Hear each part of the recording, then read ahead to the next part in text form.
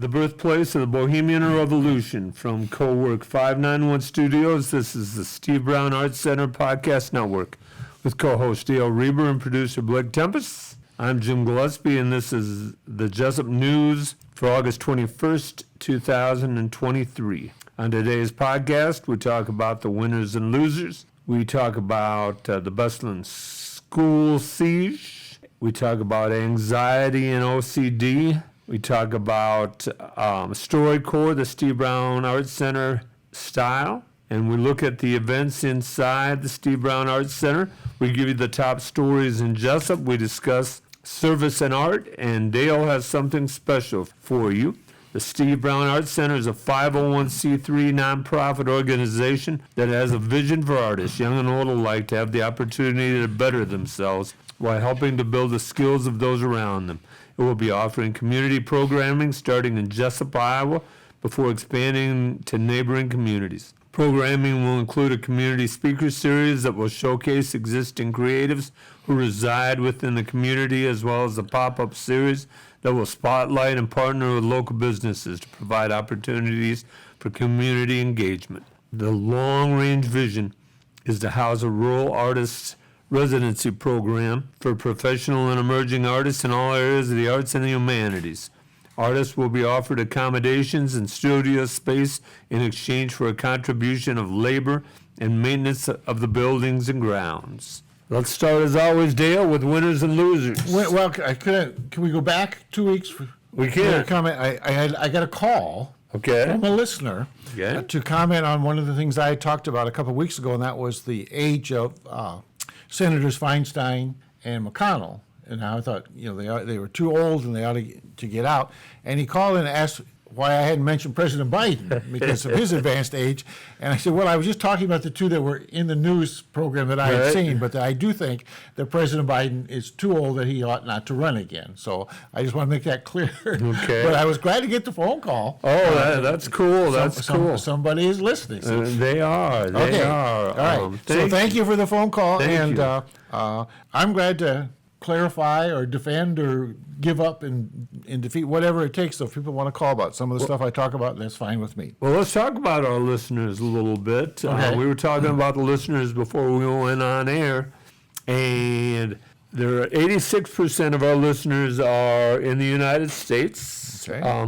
The majority of those local listeners. We have 10% of those listeners are in the United Kingdom. Okay. And 4%, believe it or not, are in Romania. Okay. And then the rest, there's a small percentage spread across the world. I don't know if on Spotify, if you're listening to a podcast and it ends, it directs you to another podcast, either that you've listened to before or they think that you would like to listen to. Yeah. So one night I was sleeping, and I usually go to sleep listening to a podcast, and I woke up hearing your and my voice. It rather unique. So it routed you back to yourself. It did. It was rather unique. Yeah. We also want to thank a listener down in Kansas City for a rather kind donation. We appreciate that. We appreciate all our listeners for what you do for us and the time you spend listening to our show. I want to mention, too, that our numbers are down. Our usual listeners have not listened to the Mr. Sorensen interview we did last week. And if you go through that, at the end, you'll get a nice surprise. But it's what he has to say is very interesting. But at the very end, there's a little clip that I think you will enjoy seeing. So if you haven't watched that yet, tune in and do that. Please watch that. Good point. So, back to winners and losers, Dale. Let's start with winners. Winners, well, I had two because we didn't do one last week. Right. I thought Farmer's Day I was going to have as a winner last week. Okay. Because we looked at the bills and the money that came in, and we did really, really well. We're about the same point this year as we were at the beginning of last year. And so we spent quite a bit of money, so that means that we did really well. Okay, so we're ready to go, and also that we have got this carnival date set for June 20, 21, and 22, so that was a big load off our minds as far as when was it scheduled? So because people want to know when to schedule class reunions or that kind of thing. And so the earlier we could get those dates, the better. So that looked really, really good. So I felt really good about that. And then I don't want to jinx, like I did the women's soccer team, but the Iowa women's basketball team has sold out every home game for this coming season, which they've never done before. They've had 3 games total. Mm-hmm. Now they've got the whole season sold out. And also they are planning this game in Kinnick Stadium, where they're looking to maybe have 70,000 fans watch that basketball game. Is that October 15th? I do not know the date, but I know that they're hoping that it doesn't rain. Right. But the tickets are quite affordable, and they have a 2-tier. If you pay an extra amount, if they have to move the game indoors, then you get to go. But if you paid the smaller amount and they move the game indoors, there's not room for you, so you don't get to go, but you still lose your money. Right. So, but I thought that was a fantastic thing for women's basketball and for the Iowa Hawkeyes to be right at the front of that. So, I don't know if you remember, Dale, a few years ago, the wrestling program did something like that. Kinnick Stadium, yep. Yeah. And I'm sure that's where they got the idea for it. And so, right. But yeah, it should be a fantastic. And I don't know if that would be a record for a regular season women's basketball game or not, but it ought to be if they would get 70,000 people in there. That's a lot of people. That is a lot of people. Like you say, October 15th is a unique date. That's the prime of fall. Mm-hmm. I'm sure they're going to do it early in the day for the lights purposes or for lighting and everything. That'd be interesting. I thought about getting tickets for that. All right. My winner, and I, like you, have two winners as well. Kelly Seahaas does so much for us here. She programs us in, makes sure that we have a time to do our podcast, and she also allows us to come in at unique times and change our schedule without blinking an eye. Right. I don't know if you've ever been around Kelly, but you can come into her office and ask for something or ask a question about something, and she's not rattled at all. She's not easily rattled. She amazes me. Yeah. So One of my former students, Kelly was. Yeah. Okay, interesting. Yep. And then Blake Tempus, our other producer, is another winner for us. He spends a lot of time getting our stuff online for us. Spends Sunday night, so it comes out on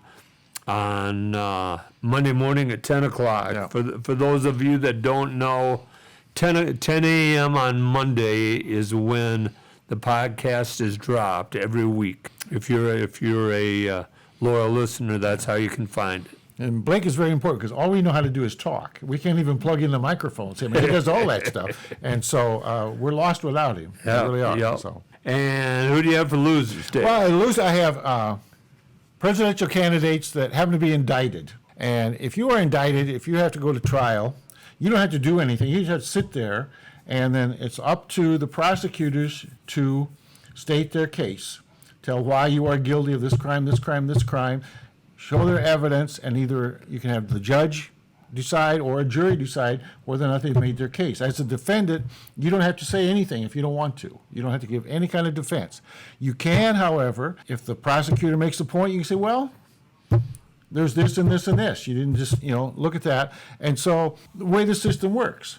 Mm-hmm. But now it appears that the system, they attack the judges, they attack the prosecutor, they attack the whole Department of Justice. And instead of saying, we will show you why these charges are ridiculous, they try to go after the people that made the charges. And if the evidence is not there, then they have nothing to worry about as far as I'm concerned if you trust the system. If you trash the system for yourself this time, then what happens with the next defendant, the next time on the other side or whatever? If you have said the system is no good, then what are the people going to hang their hats on as far as having a judicial system that works and is fair for the country? And so I wish they would attack the evidence, put up their defense, but I wish they would not go after the people and the system that is trying them, because that is self-defeating it's not just for them, it's for the whole country. That is not a good thing to do. Unfortunately, what is the old statement? A lot of trials are won in public opinion. Mm-hmm. Yeah. Unfortunately. Yeah. That's a good one. That's a good one. My loser this week is Iowa football. Iowa football had, I believe, 8 more players charged with gambling. Mm-hmm. But here's the funny part, Dale, and this is why they're losers. And, you've got college kids doing college kid stuff. It is. I'm sure gambling is going on all around the country. It's not just Iowa. I bet you that it is. Yes, Yes, it is. But here's why Iowa's the losers as well, is because the Big Ten just came out and said they're moving the championship game to Las Vegas. So the players have more opportunity. Are they really doing that? Yes, they are. Oh, okay. I would not have heard that. Yep, because they invited all those teams from the West Coast, Sure. Yeah. and so they want to appear fair. Plus it's more money. Yeah. Gambling money in the Big Ten. Oh my. Yeah. It is. Yeah. No, see, gambling, I can't blame the kids for gambling, because gambling is throughout sports. And even you watch the Fox baseball game of the week or whatever, and they'll have their odds on the bottom of the screen. These odds brought to you by betyourbankroll.com or something. Right. And so it used to be that professional sports and college sports wanted nothing to do with gamblers or gambling, and now they're in bed with them because they can make tons of money, I'm assuming. And for them to get all over these kids for betting when they're doing everything to make people bet, you can bet $100 on 3 times. You can't lose. We'll pay you no matter whether you win or lose it, just to get you started. They want people betting, and so I feel sorry for these kids, because they're all around it, and it's being pushed on them. And then for them, everybody get all uptight when they place a bet. I don't know. It is. It's a crazy world for college kids. It is, and there's speculation on a lot of this, but a number of the guys that came out most recently were offensive guys, and they're saying that perhaps a number of them bet the under on the games because they knew the game plan. Sure. And see, it's real incentive for them to bet if they have, it's like insider information, like the government people get, the insider information. And like when they used to have the basketball scandals, where if you were playing and you had bet that the margin would be this and this, if you could make a shot or miss a shot, you could decide who won and who lost, and real potential then for those kids to be sought after by gamblers and this sort of thing. And so we got to keep gambling out of sports if sports is going to be fair. If you go back to the time of Shoeless Joe Jackson, as I sit here with one shoe on, you look even the 10 years before Shoeless Joe, there were a number of baseball players that were supposedly involved in gambling. Mm-hmm. Not just Joe and the Black Sox. Yeah. So there's I can't remember the book. It might have been what was the movie done in at Field of Dreams? It might have been 8 Men Out. 8 Men Out. Yeah. Field of Dreams didn't talk about gambling, but 8 Men Out did. I think the book might have talked about either the book did or 8 Men Out. I think you're right. It was 8 Men Out. But I read a book, and I don't know if it's the book that they made that movie from, but a lot of the problems with the White Sox were with Comiskey, the owner, because he was such a stingy, nothing for his players, and didn't treat them right, and so they, a lot of them had no qualms about putting it to Comiskey. Right. And so it was his own fault, just the arrogance of the owners, especially Comiskey. Very good, very good. Thank you. Dale, why don't you give us the library news for the week? Okay, the library's over there yet. And the summer reading program is coming to a close. There's no surprise because school starts on the 23rd. And so the program ended on August the 5th. And so if you're still doing that, you need to stop right away. Book Club Monday, this comes out August the 21st. And The Orphan Keeper It's what they're reading is a gripping and heart-wrenching true story of a young Indian boy separated from his family, adopted by an American couple, and his journey to find his identity and belongings. So, is that a movie coming out, or that sounds very familiar? Little Tot Story Time every day Thursday at 10:30. Perfect opportunity for the little ones to spark their imagination and develop a love for reading. It's a magical experience. You ought to bring your little kids there. So, the bar crawl. Did you do any bar crawling when you were in college? Or? I did, but not the kind that, the library is doing. Okay.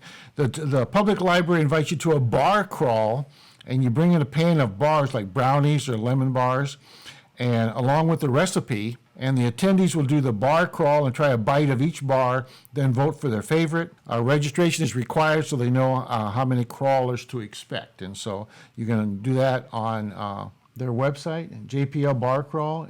Do you get that? tinyurl.com/JPL? I had not seen that before. Okay. Okay. Fontana Critters, Monarch Caterpillars. And I have a big milkweed plant that I planted by my house, and we get monarch butterflies there and try to raise caterpillars in the fall. And the caterpillars that you find around Labor Day are the ones that will be butterflies that will fly to Mexico. And every year Fontana has a tagging program where you can catch monarch butterflies, put little tags on them, and then when they find these butterflies later, they can kind of see how far they made it and this kind of thing. So it's very interesting. So they're going to metamorphosize into butterflies. So you can actually, I used to do this with students, you can find the caterpillars and put them in a jar with the holes and put the leaves in there, and they will form the chrysalis, and then the butterfly will come out, and you take it outside and put it on a flower, and pretty neat. Kids used to love that. So they must have some caterpillars in the library. They do. They do. I was there. All right. Okay. I was there recently. It's a beautiful thing. I guess I talked about that before, didn't I? Friends of the library meet every month, and they're always looking for new members. So if you're thinking about that, just call the library, and I'm sure they'd be glad to welcome you. The August Spice Club. Stop by the library for a sample of this month's spice, which is lavender. And do you know what they do with lavender as a spice? Or have you asked them over there? I haven't asked them. Okay. But there are a history of the spice, and there are some delicious recipes to try. So I need to read that.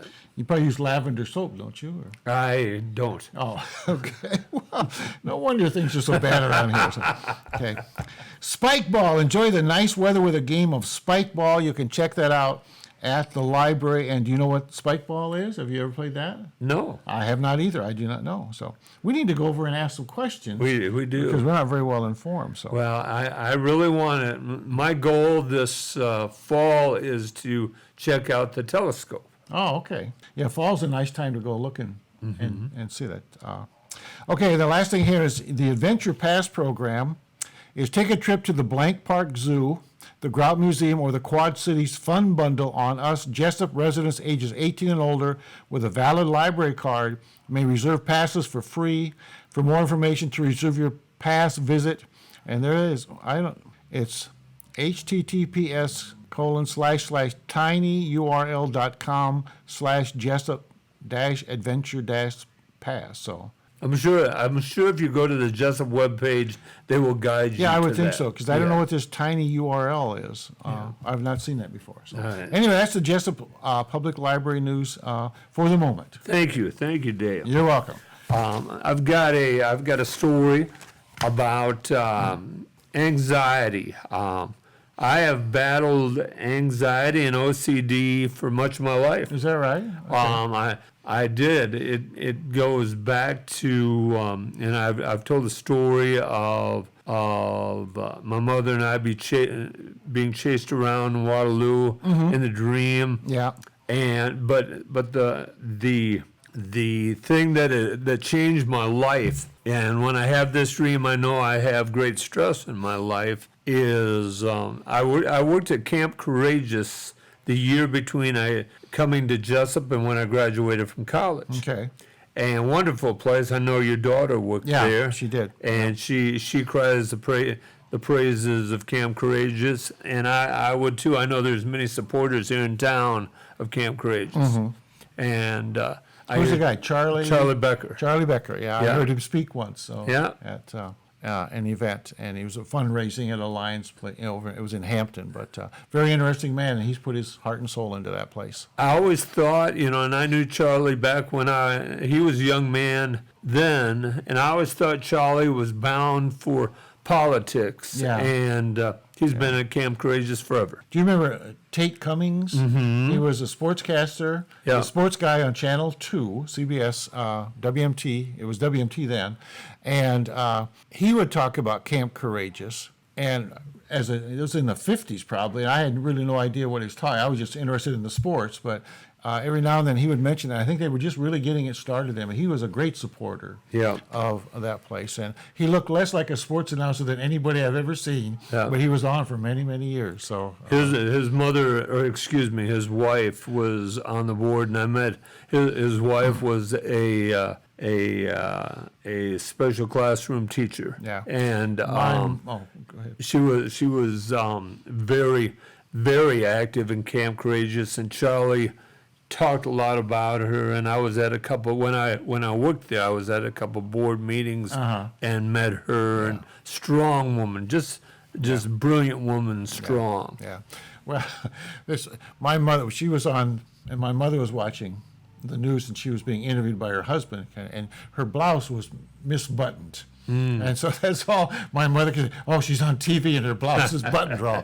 So I don't think she heard anything the lady had to say that day. But that's why you need to look in the mirror before you go on the podcast here, see. But anyhow, when I worked at Camp Courageous, my roommate and my job was to be the lead spelunkers. Okay. There was a cave just off Camp Courageous property there. Heather talked about that. She went in there too. So. And it was about 3/4 of a mile long, this cave. You would go into, we always called it the early room, and then you would have to crawl about 100 yards. I guess it was 1/4 of a mile long. I have to crawl 100 yards through a tunnel and then go through a crevice about 100 yards, and then you get to a great room. It gets me squirrely just to think about it here.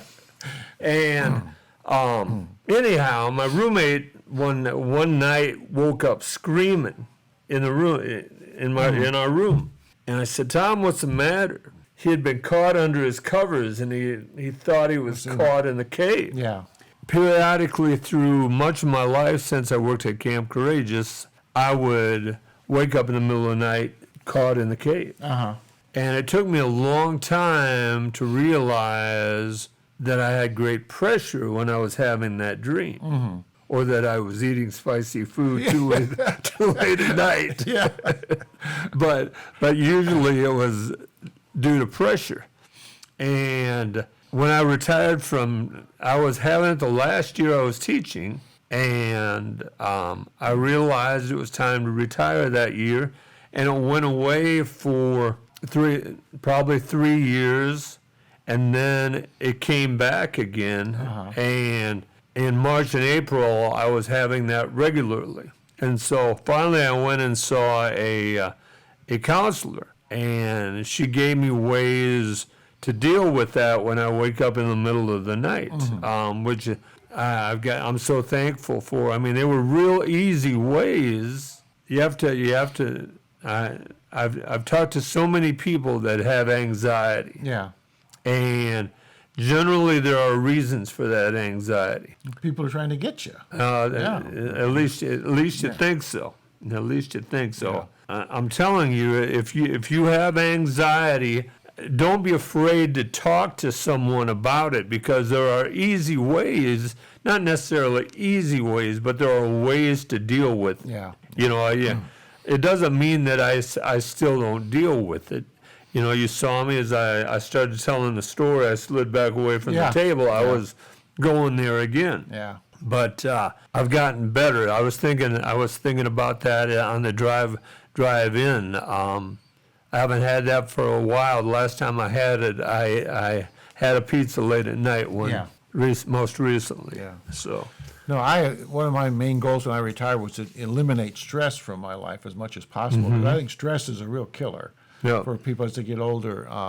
So I try to stay away from things that would cause me to have stress. But I can remember not wanting to go to bed because of the dreams I would have. And it'd just be crazy, crazy dreams. And I don't think it was anxiety or anything. I don't know what it was. But things can bother you in your subconscious, and things can really mess you up. And so I'm glad you found a counselor that you could talk to. Yeah, it took me about, 3 meetings, and by the end she said, unless you think you need to come back, you can come back, but I think you understand. And I have a cousin that deals with anxiety, and I taught her some of those ways, and she's gotten better because of it. Yeah. So, well, that's good. yeah. This is Steve. A lot of people won't go talk to somebody. I would have a hard time, I think, going to a counselor. Though I've been a counselor, but it's hard to open up to people. And I'm glad that you did that. So I never thought, as a younger person, I never could have.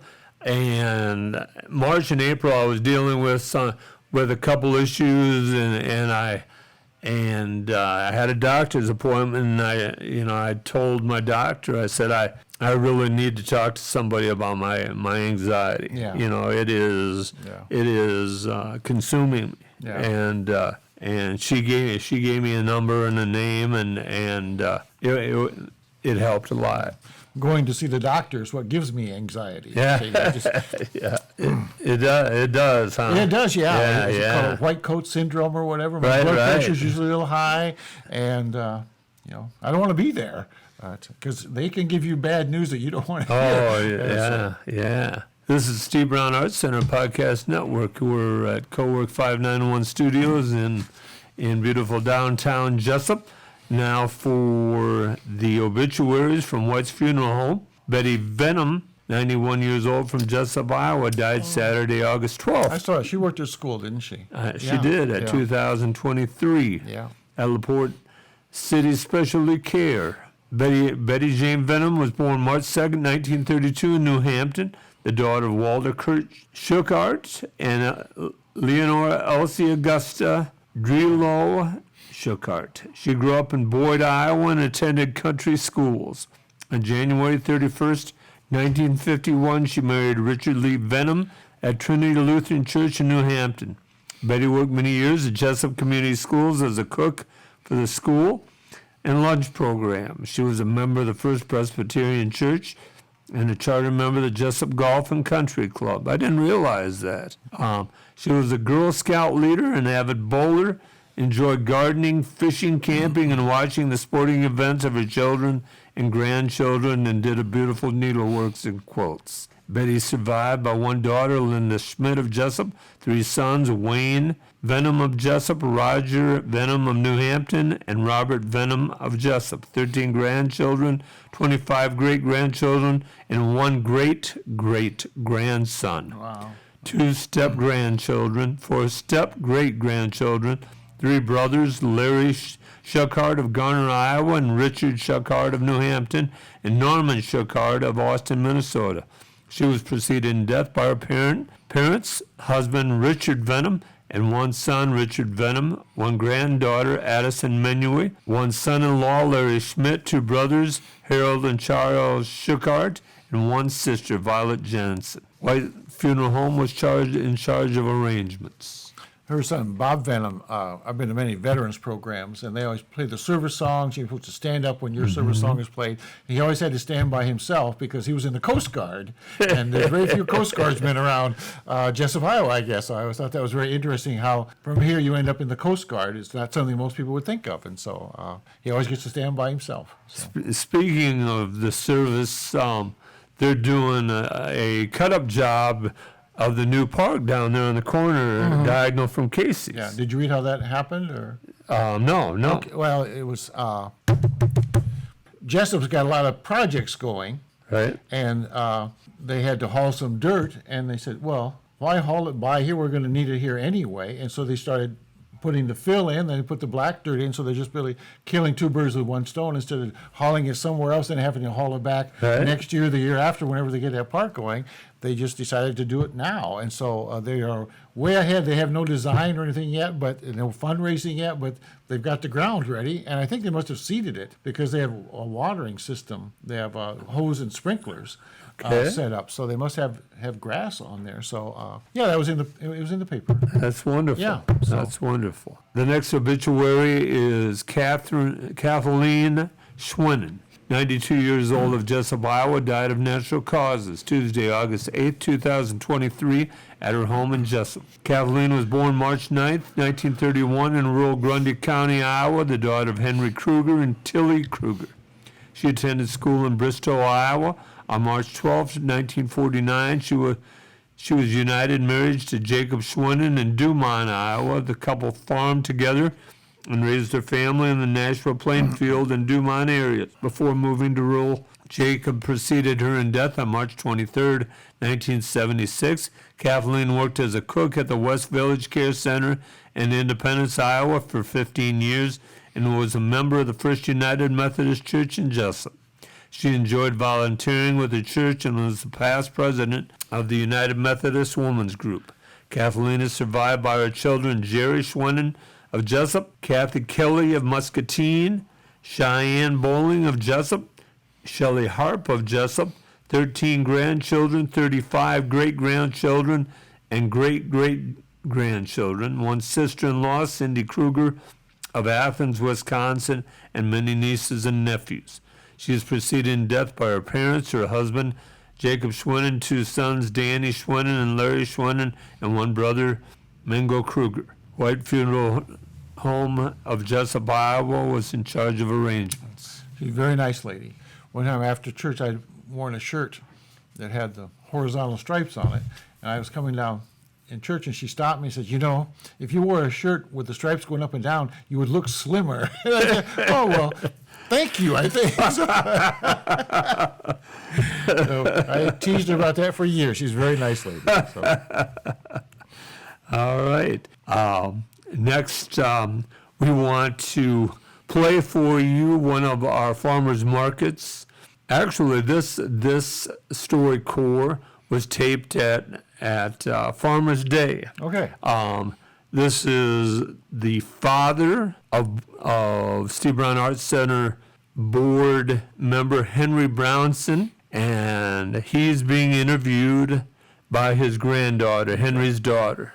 So we hope you enjoy this. I am Kirk Brownson. I'm 60 years old. Today is July 7th, 2022. I'm speaking with, 23, excuse me. I'm speaking with my granddaughter Sophia. I am recording this interview in Jesup, Iowa. Where did you grow up? Where did I grow up? I grew up in Waverly, Iowa. What was your childhood like? I loved running the whole town. As a kid, I'd ride on my bicycle all over town. We would on hot summer nights, we would go to the popcorn stand, and all summer long we would go to the swimming pool. Who were your favorite relatives? I think probably I would say my cousins, because we used to do all sorts of fun stuff together. We would go camping and running around the town and stuff like that. Do you remember any of the stories your grandparents used to tell you? Okay. One that comes to mind is of my grandmother's mother. She was from Germany, and she came all the way from Germany to see my grandfather, my grandfather, who they had met back in Germany, but they were living in the United States. And she went all the way from Germany all by herself, and she went all the way from the East Coast to the trains, and then she took the trains to Iowa, and it was really dark and late at night, and she was too tired, and she went and laid under a tree. And the next morning, My grandfather found her laying under the tree in the front yard. How did you and your grandma/grandpa meet? We met at Pet Pals. Your grandma was bringing dogs to see the patients in the hospital where I worked. What was your mom, dad, parent like growing up? Oh, my mom and dad, they lived in Waverly, and my dad grew up working at the filling station with my grandfather, and then he taught school in Rueber College for a while before he met my grandmother, and that's where they met. Do you remember any songs that you used to sing to your children? Oh, I sang lots of camp songs. I remember Papa knows all the camp songs from when he worked at Camp Courageous. Can you sing them now? Okay, how about my mommy said if I was good, she'd send me to the store. She said she'd bake some gingerbread if I would sweep the floor. She said if I would make my bed and watch the telephone, she would send me out to buy a chocolate ice cream cone. And so I did the things she said, and she made me some gingerbread. While coming home, I tripped and fell upon a great big stone. No need to tell what happened to my chocolate ice cream cone. A little doggy came along and took a great big lick. So I hit that mean old dog with an itty bitty stick, and he bit me where I sat down, and he chased me all over town. There you go. Were your grandparents well behaved? I think so. I don't remember. They didn't tell me. Okay, next. What is the worst thing your grandparents ever did? The worst thing I ever did was probably driving too fast. Okay. What were your parents like? They were hardworking people. My mom was a librarian and my dad was a math teacher.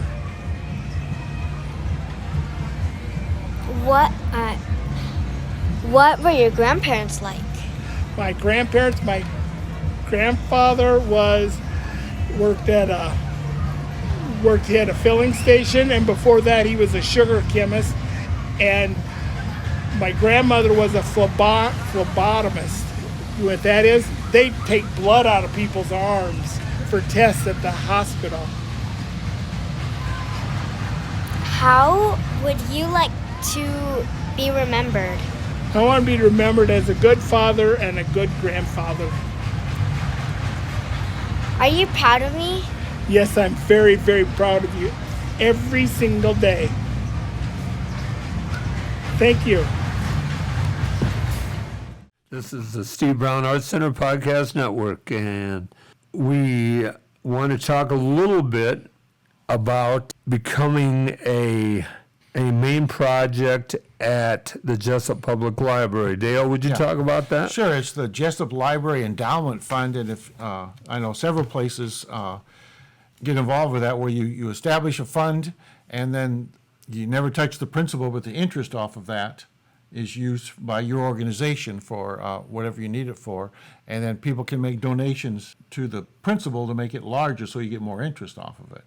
And so the specific mission of the library is we wish to enhance the quality of the materials available at the Jesup Public Library. It is our wish to continually provide to the patrons of the Jesup Public Library the best selection of listening and viewing material available. We believe that this endowment will help provide additional income to continue increasing the material inventory in the library. Please give serious consideration to personally helping to continue a proud tradition of maintaining a very good reading, listening, and viewing selection at the Jesup Public Library. And many people in their will leave money to an endowment fund at a certain organization. What is the Library Endowment Fund? The endowment fund is a perpetual fund from which only the earnings are distributed. The funds are managed by the Endowment Fund Committee. The committee members are Jesup residents with expertise in financial matters. The committee is governed by an investment policy that requires the endowment funds to be maintained in a safe and solid investment portfolio. The income from the endowment fund is used to enhance the quality of materials and resources available at the library. The fund provides a responsible program to handle and encourage large gifts and memorials. An excellent library enables a superior community. Gifts may be of any size. Donors to the fund range from people of relatively modest means to those with large financial resources. And so, and the benefits of giving to this fund. The federal tax code provides significant incentives for contributions to the fund.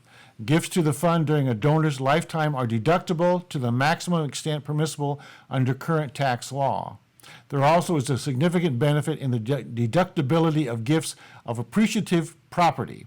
The full fair market value of such gifts to the fund, which are long-term capital gain properties such as stocks and bonds, real estate, or personal property, is deductible up to 30% of adjusted gross income. Charitable deductions can also be used to reduce gift or estate taxes. The decision to make a sizable charitable gift requires the help of your attorney or accountant.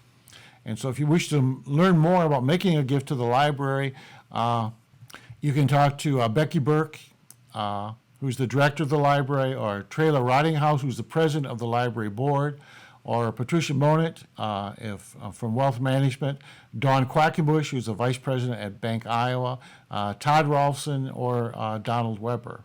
And so some pretty good names there, people that know what to do with money. And so if that's something you're interested in, if that will help you and also help the library, that's something to consider. And so talk to these people and see about setting something up like that. But a lot of things are funded by endowment funds, and it's good for the organization getting the money, and it's also beneficial to the person who's giving the money. And so something to consider. Unfortunately, great things like the public library, like the Steve Brown Arts Center, and we hate to talk money, but we need money. Yeah. And speaking of the Steve Brown Arts Center, and this is being taped on Wednesday night, the 16th, and tomorrow, the 17th, and by the time you hear this, you'll have heard about it. There is Music in the Park in association with Lunch in the Park. We have 26 acts as of, would have been Monday. Okay, that's a lot. Yeah, that is a lot of acts. Starts at 11 o'clock with Lunch in the Park, and last year we had 30 acts, and we were done by 12:30. The Annette Zook is our host for the day. Yeah. Then on the 15th of September we have an event in association with the Jesup Public Library. We will be showing Mort Donnelly's art. He did several great art pieces, and his children and grandchildren have kindly given us the opportunity to show that art. We will have Steve's food truck from Independence, Iowa. They will be on the east side of the library from 5 till 7. This is on the 15th of September. And Mort's art will be in the community room. Okay. And then we will have music. We will have a surprise musician that I will not give away. Okay, So well, you have we'll to see how come. strong you are, though. That's a few weeks away. You may give in. And you slip up. I might. Also, I was talking to an advisor, one of our listeners up in the cities. He is in advertisement, Freddie Richards. Oh, I know Freddie. Yeah. Yep, and I was talking to Freddie about getting our word out, and he talked about getting a segment on AM radio. Oh, okay. And I know the Brick. There's a store over in Independence, and I forget the name of it. But every Tuesday, they have a 5-minute spot on WMT about 10 o'clock or 10:30. Freddie advised me, because of WMT's outreach from Missouri to Minnesota, its large extension, to go out and pursue a few sponsors, and he said that if I brought in the sponsors, WMT would undoubtedly allow us on their morning show and let us get the word out. Okay. So that is my challenge to myself, but also to the listeners. We're looking for 3 to 5 sponsors for maybe a 10 to 15 minute segment to get the word out on the Steve Brown Arts Center on WMT AM. So if you would like to sponsor us on that project, the number to call is 319-290-0241, or contact me at jim@stevebrownartscenter.org. Did you read where, like, the car manufacturers are talking about not putting AM radios in cars anymore? Mm-hmm. And there's someone in the government that said that they're going to try to make them put the AM radios in there because that's the public airways. Or I'm not sure exactly what their reasoning is, but this was a congressperson that was going to work to keep the AM radios alive and well. See, we grew up listening to AM radio. Right. You drive around at night when you were a teenager and listen to the different state, WLS in Chicago and that sort of thing. And to think that there would be no AM radio is kind of a strange thing. It is. So that's co-work. That's the Steve Brown Arts Center news. Dale has something unique about Harry Truman and some other things. At least you didn't say it was special this time. That bothers me. Special. Okay. Well, a few weeks ago, Jim mentioned as one of his losers the many plant species and animals that are becoming extinct, I guess is the best word, with the climate change and this sort of thing. And so not long after that, I was reading in the Des Moines Register on August the 9th, and it was about the Amazon Cooperation Treaty Organization. And they had they've been organized for 45 years. They've had 3 meetings. So this meeting they're talking about that just happened was the first meeting in 14 years. And I don't know if you know about the Amazon rainforest, but it stretches across an area that's twice the size of India. And 2/3 of it lies in Brazil, and the other third in parts of Colombia, Peru, Venezuela, Bolivia, Guyana, Suriname, Ecuador, and French Guiana. And what they're looking at is we're getting to they call it the point of no return. And that is when 20 to 25% of this rainforest is destroyed, the former forest would release carbon dioxide out of control. And this would result in a decline of rainfall that would transform more than half of the Amazon to a tropical savanna with immense biodiversity loss. The problem is deforestation, where they are cutting down the forest to make farms or to raise cattle, soybeans, that sort of thing. But the problem is this soil is so poor that after a few years, you can't raise crops on it anymore, and so then they have to slash and burn and cut more down. Carbon dioxide, the goals of this organization, I'll go to that, is to lower emissions, reach a carbon neutrality where they're not putting out more carbon than they're taking in, reduce greenhouse gases by reducing deforestation, and to avoid 16.5 million tons of emissions. That's 16.5 million tons of emissions going up into the sky, which would enhance global warming. Carbon dioxide is a heat-trapping gas that warms the planet and causes climate change. And we have raised the carbon dioxide content by 50% in less than 200 years. What's responsible for that, Mr. Gillespie? What's been going on in the last 200 years? Well, the factories and the cars. Okay, the Industrial Yeah, Revolution, yeah. where they started burning more and more fossil fuels. And the Amazon represents over 1/2 of the Earth's remaining rainforest, and it's over 2,100,000 square miles. I found this interesting. There are an estimated 390 billion individual trees and about 16,000 species. Well, recently, one of our presidential candidates says he could solve global warming very simply. We'll just plant 1 trillion trees. Well, someone figured it out. If you planted 1 trillion trees, that would take up all the space of the continental United States. So it's probably not a very good idea.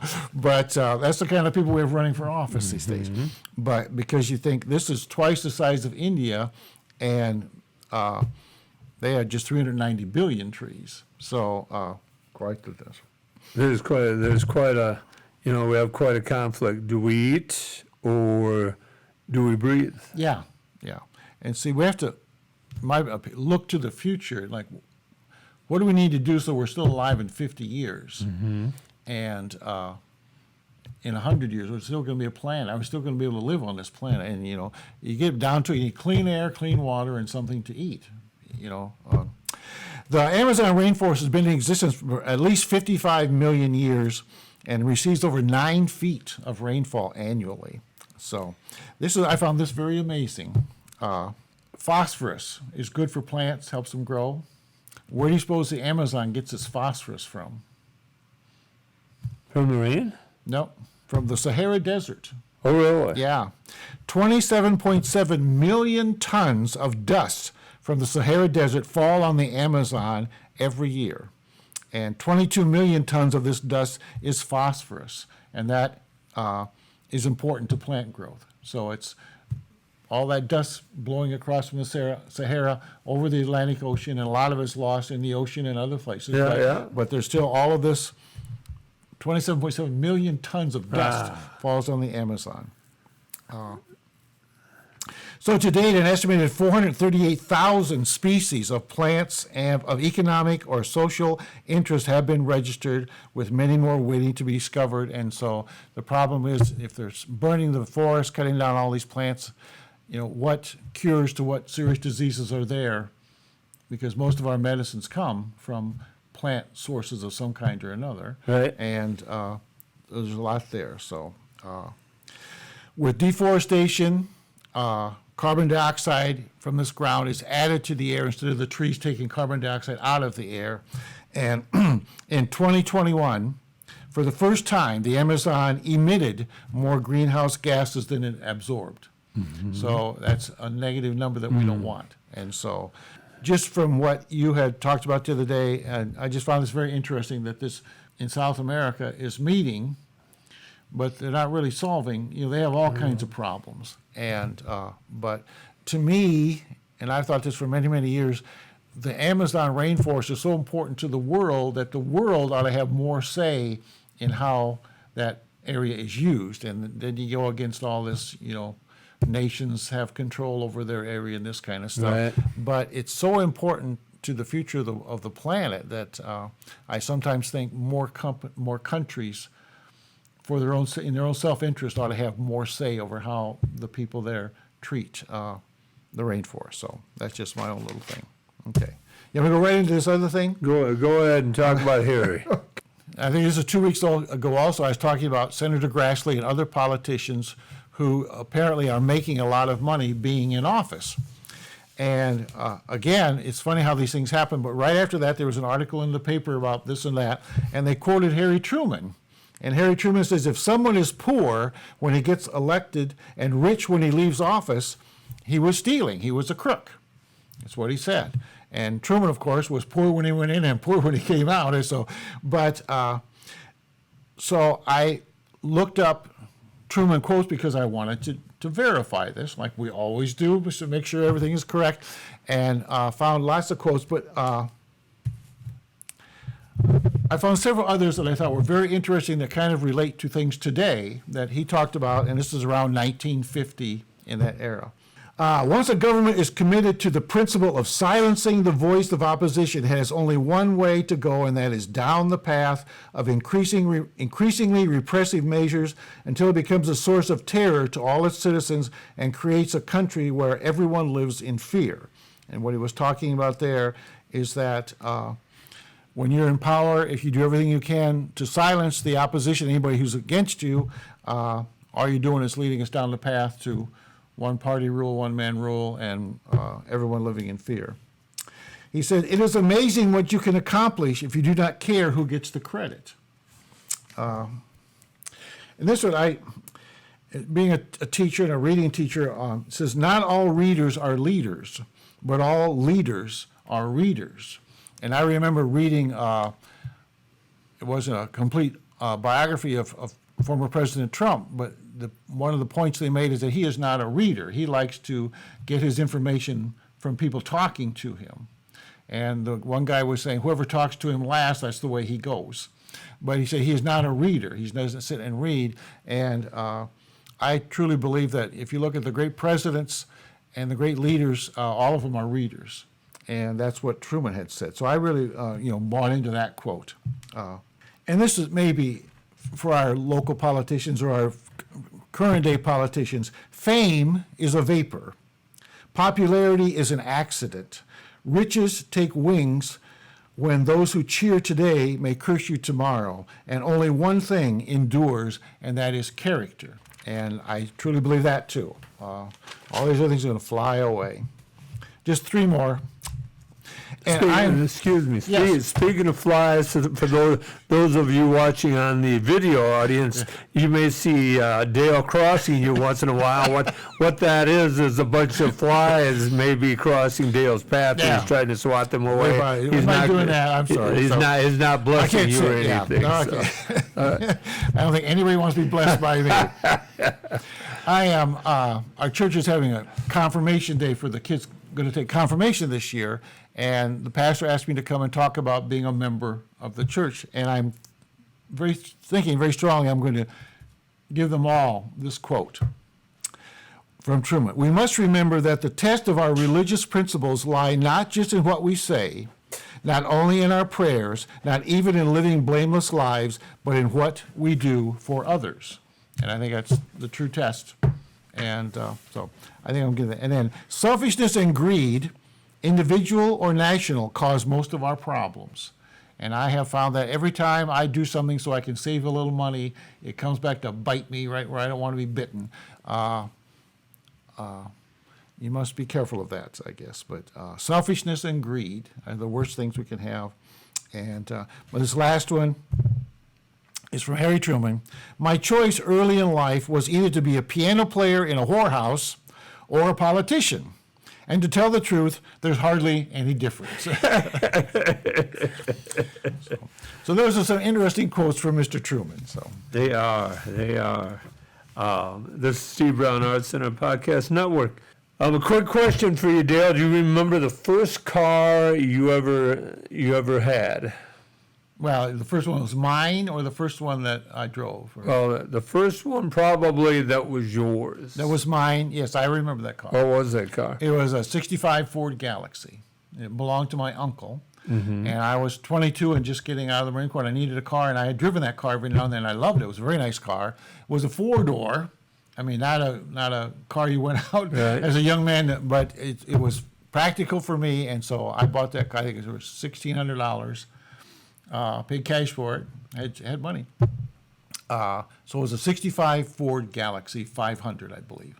Okay. It was white and very nice car. Yeah. I drove it for, I think, 5 years. 65 must be the right year because my first car was a 1965 Chevy Impala. Okay, nice car. Yeah. I'll never forget one of my dad's best friends was a car dealer actually. Which is rather unique, but Willie Alden was his name. We would go to Willie's house about once a month on a Sunday, and Dad and Willie and my mom and Willie's wife would talk. Dad one day said, "We need to go down, you need to buy a car." and we went down to Kratz Motors in Cresco, Iowa. I don't think they're open anymore. How old were you? It would have been my sophomore year in high school. Okay. And we went in and went into Willie's office, and I think what had happened, that Willie had called Dad probably and told him he had the car down there. Mm-hmm. But Dad had seen this Chevy Impala out in the lot, and we went into Willie's office, and Dad said to Willie, "What do you want for it?" And Willie quoted a price, and Dad said, "All right, what we'll do is we'll give you $100 this month and $100 next month." Mm-hmm. And I drove the car home. You bought it for $200? $200. Okay, what year was this? This would have been 1970, right around 75, 76. So it was a 10, 11-year-old car. Yeah, okay, yeah. All right. So $200, but I'll never forget Jimmy Larson. If you listen to Jimmy High, Jimmy Larson came off a yield sign in a Volkswagen Bug, and the Volkswagen engine is in the back, the trunk is in the front, and crushed his car like an accordion, and I had to look hard for the dent in my car. So I was pretty happy. They built them to last, didn't they? Solid steel. Yeah. So that was my first car. That's one of my favorite commercials, and I thought it was very effective. And it showed a little Volkswagen driving through the snow up to a large building, and the voice said, "Did you ever wonder how the snowplow driver gets to the snowplow?" And he drove his little Volkswagen through all the snow. I thought, well, that was a fantastic commercial, because it just said everything you wanted to hear right there in one sentence. And I always thought whoever wrote that deserves, whatever they got. That would be a nice payday. That was a good commercial. I remember that commercial. Yeah. Yep. As school starts, this is the 19th anniversary of the Beslan school siege. I don't know if you remember that or not, Nope. Dale. Well, I may if you want you to get into it, but The Beslan school siege was part of the Second Chechen War. It was terrorism in Russia is what it was. Okay. And the location was Beslan, North Ossetia, Elena. It is in the southeastern parts of Russia. And the summer had just ended, and kids were going back to school. It was the first day of school, and it's rather unique. Children take gifts to their teachers in Russia on the first day of school. It was a big celebration. There were parents there. They were doing a flag ceremony, much like here on the first day. Several times I remember us doing a flag ceremony the first day at Jesup School.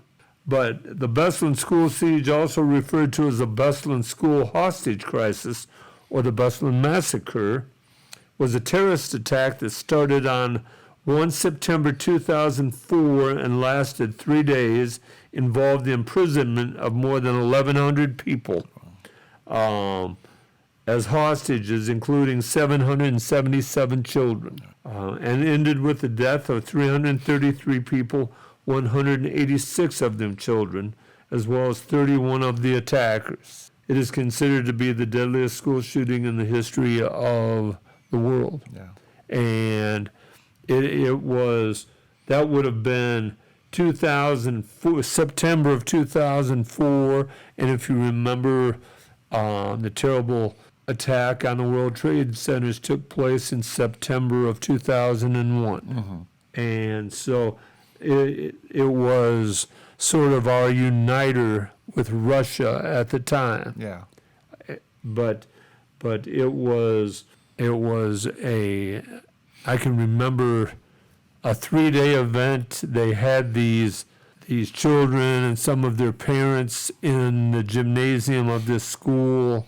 No water. Yeah. Had them surrounded. It was a terrible event. If you get a chance to read about it, and there's a lot of videos on YouTube about the Beslan school siege.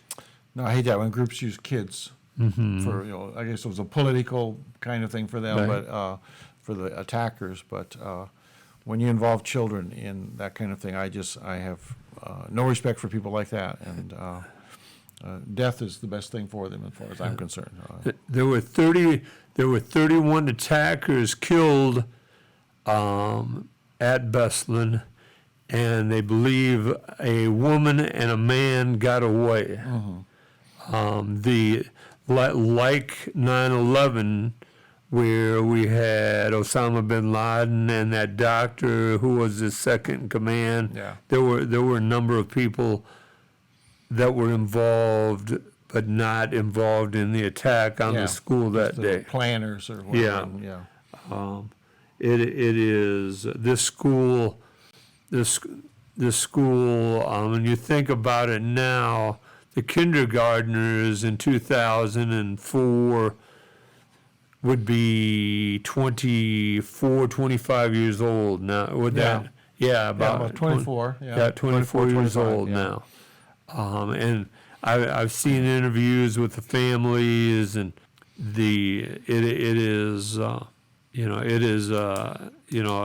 I can't imagine the effect it had on that community. Yeah.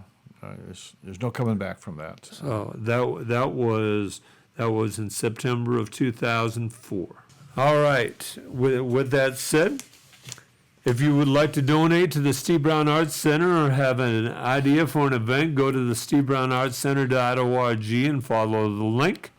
If you have any news or would like to sponsor us, email us at jim@stevebrownartscenter.org or call 319-290-0241 and leave a message.